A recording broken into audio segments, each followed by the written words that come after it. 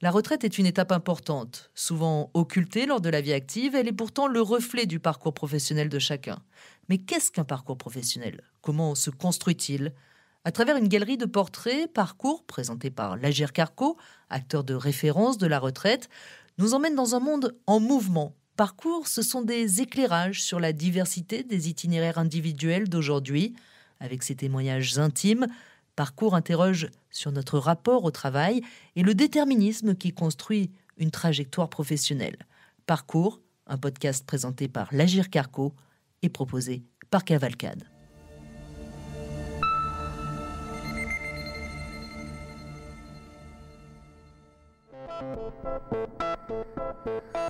Le jour où la vie professionnelle s'arrête. Plus de réveil le matin pour aller au travail, plus de café avec les collègues, plus de chefs, plus de clients, plus de réunions. Ce jour-là, c'est le début de la retraite. Un moment attendu par certains, redouté par d'autres.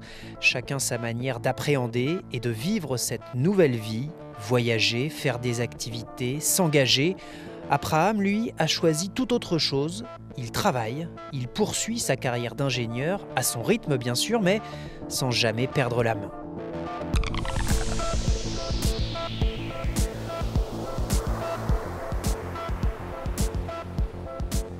Je m'appelle Abraham Sakochian et je suis ingénieur conseil dans le bâtiment. Vous connaissez beaucoup de personnes qui, à 70 ans, veulent être salariés de plusieurs entreprises. Et moi, je voulais faire ça.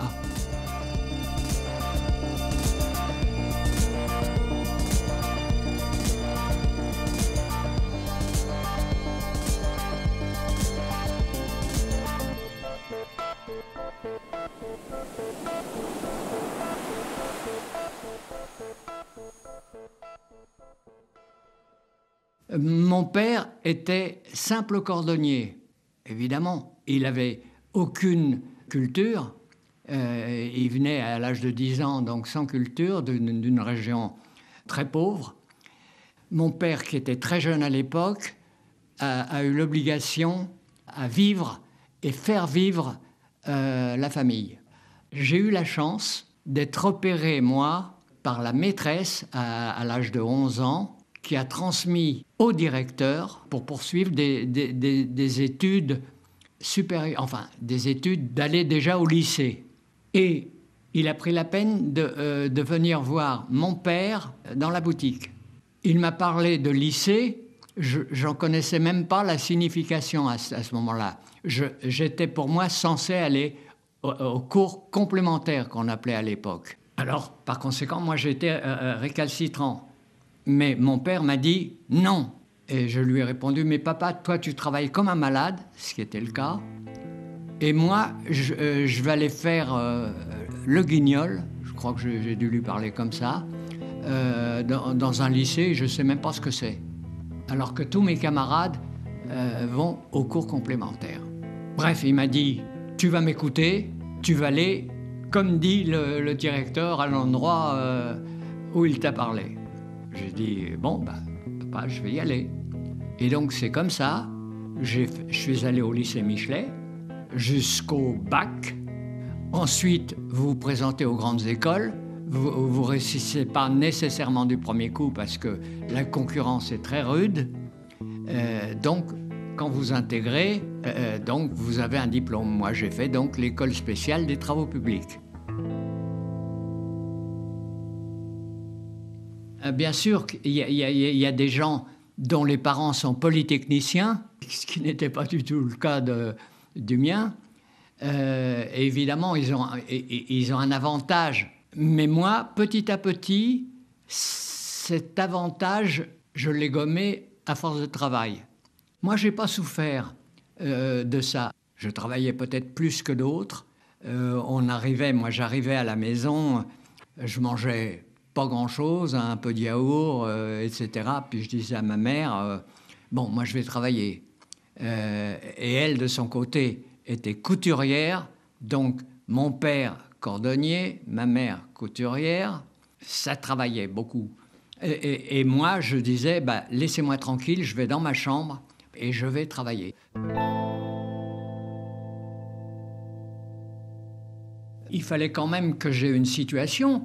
Je disais, à un moment même pour plaisanter, il faut que je trouve un job.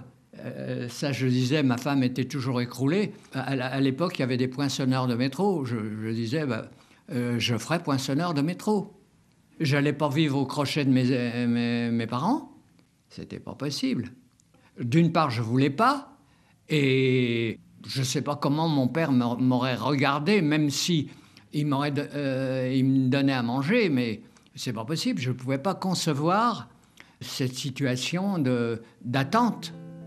J'ai commencé à travailler, on va dire, j'étais sursitaire, j'ai fait un stage, le service militaire était très long à l'époque, j'ai commencé à travailler à 28 ans. Je suis entré au Bureau Veritas. Vous connaissez, c'est un organisme de contrôle dans le bâtiment. Et j'y suis resté une petite dizaine d'années, 9 ans je crois. Comme c'est un organisme de contrôle, on ne fait rien. On ne fait que contrôler. Quand je dis on ne fait rien, on ne conçoit rien. J'ai appris beaucoup de choses, mais j'étais à saturation. J'éprouvais le besoin de concrétiser et d'agir moi-même. Ça ne me convenait pas. Du coup, j'ai donné ma démission et je suis allé à la pêche de trouver des clients, après avoir créé mon bureau d'études. Et au départ, on glane, hein. On ne sait pas du tout comment va être l'avenir. Donc, on persévère, et puis on a une touche, une petite. On a eu un réseau très étoffé. Je reste avec cette entreprise, on va dire, jusqu'à 64 ans à peu près. Même 70, vous pouvez dire. Je peux dire 70. Mais seulement, je ne travaillais pas uniquement avec celle-là, je travaillais avec d'autres qui voulaient absolument continuer avec moi. Et moi, pour ne pas couper les ponts avec des entreprises, je dis, voilà, je voulais faire ça. Et je ne suis pas du genre à les laisser tomber. Donc, c'est là où je suis allé voir, là, à côté, aux impôts. On est obligé de prendre une assurance professionnelle qui coûte cher. Et c'était les entreprises qui prenaient la responsabilité, elles. Donc, c'est elles qui payaient des assurances. Donc, mon épouse est allée dire, mon mari, il a 70 ans, il veut être salarié. La personne était affolée. Alors, elle lui dit, oui, salarié, mais pas d'une entreprise, de plusieurs. Elle dit, je tombe sur un fou. J'étais pas comme à mes débuts, quand j'étais au bureau d'études jusqu'à 70 ans. Là, j'étais à 100% dans le travail, y compris certains dimanches. Mais après, je ne pouvais plus travailler à temps complet. Donc, il s'arrangeait pour attendre, je n'allais pas dire mon bon vouloir, mais de façon à ce que je sois disponible. J'ai un projet, je vais travailler 2-3 jours, je ne sais pas, 6 heures par jour par exemple, et puis j'arrête pendant une semaine, un mois, en fonction des projets qu'on me donne.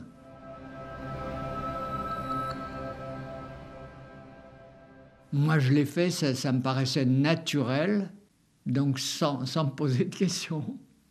J'ai arrêté parce que ces entreprises en question ont été obligées de faire un contrat de travail pour m'employer. Elles n'en avaient pas envie, donc j'ai dit, bon, maintenant, j'arrête. Oh, il fallait bien que je m'arrête un jour ou l'autre, hein. 80 ans, ça paraît déjà décent. Par la force des choses, je pense que s'il n'y avait pas eu ce contrat de travail, j'aurais certainement continué de travailler encore un petit peu.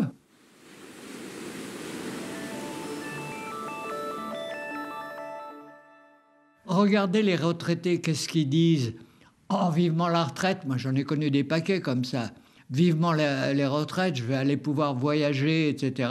C'était pas ma tasse de thé. Mon frère l'a fait contrairement à moi. Moi, je critique pas les choses. Lui, il est libre de faire ça, mais qu'on m'empêche pas, moi, d'avoir envie de travailler ou d'arrêter si je suis pas d'accord avec un tel ou un tel. Je dirais, chacun est libre. Je vais avoir 86 ans. C'est fini, là. C'est fini.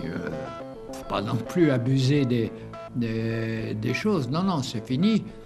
J'avais arrêté à 80 ans, c'était fini. Je me suis régalé parce que le travail que je faisais, proprement dit, je l'aimais et les gens me considéraient. J'ai donné, je me suis régalé. Maintenant, j'arrête. Je suis certainement différent de la majorité des gens, mais encore une fois, je ne les critique pas. C'est leur choix.